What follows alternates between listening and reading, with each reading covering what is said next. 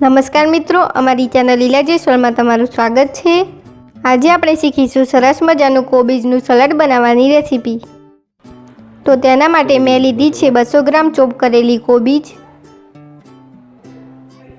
એક નાનું ચોપ કરેલું ટામેટું, અડધું લાંબુ ચોપ કરેલું શિમલા મરચું, થોડાક ધાણા, અડધું લીંબુ, 1 ટીસ્પૂન રાઈ,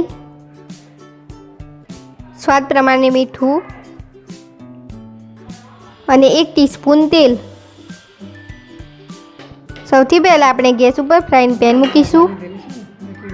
તેમાં 1 ટીસ્પૂન તેલ ગરમ કરવા માટે મૂકીશું। તેલ ગરમ થાય એટલે ગેસની ફ્લેમ મીડિયમ કરી દઈશું। હવે તેમાં રાઈ નાખીશું,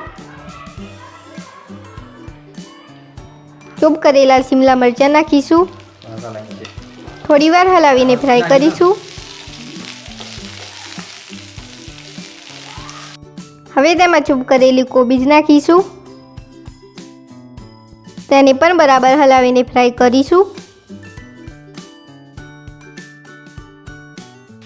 હવે તેમાં સ્વાદ પ્રમાણે થોડુંક મીઠું નાખીશું, ચોપ કરેલા ટામેટા નાખીશું, થોડાક દાણા નાખીશું અને તેને બરાબર મિક્સ કરી લઈશું। હવે આપણે ગેસ ઓફ કરીશું। પછી તેમાં અડધું લીંબુ નીચોવીશું, તેને બરાબર મિક્સ કરી લઈશું।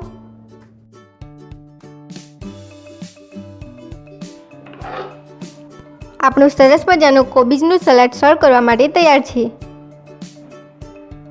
આ રેસીપી ઘરે ટ્રાય કરી જુઓ અને તમારા અનુભવો અમારી સાથે શેર કરો।